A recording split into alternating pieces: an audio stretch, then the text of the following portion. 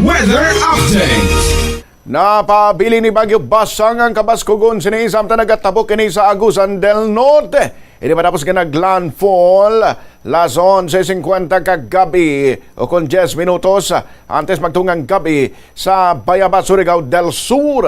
Sa alas 5 sa kagahon nga weather bulletin sa State Weather Bureau, uli nakita ng sentro sang bagyo sa vicinity sa Ngabunga, Agusan del Norte. Dala sining kabaskugon sang hangin nga 65 km per hour malapit sa sentro kag pagmadlo sa man nga tubtob sa 90 km per hour. Nagahulag ini panakatundan namin nakatungdan sa kadasigon nga 25 km per hour. Napasaka ang pila ka area sa Mindanao kag Visayas sa tropical cyclone wind signal number 2 lakip na ang southern portions ng Negros Occidental. Nagapabili naman sa signal number 1 ang bilog ng western Visayas o kunang Guimaras, Iloilo, Capiz, Aklan kag Antique. Sa idalom sang wind signal number 1, may maeksperiensahan nga mabaskog nga hangin apang ginahatagan ng mga tawo sang warning lead time nga 36 ka oras.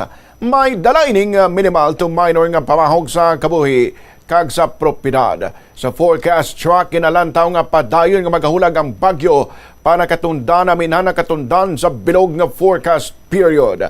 Padayon nga magatabok ang bagyo sa Agusan del Norte kag sunod nga magatuhaw sa Bohol Sea subong nga aga.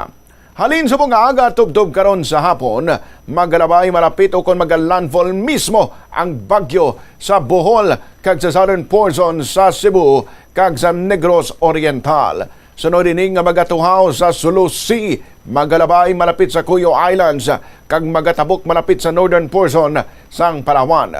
Magapabilin si Basyang bilang isa ka tropical storm kung maglaslas na ini sa central kag western Visayas. Posible suno sa Weather Bureau nga maghina ini kag mahimo nga tropical depression karon sa gabi o kung buwas sa aga kag ipanabo sa low pressure area sa Domingo sang aga.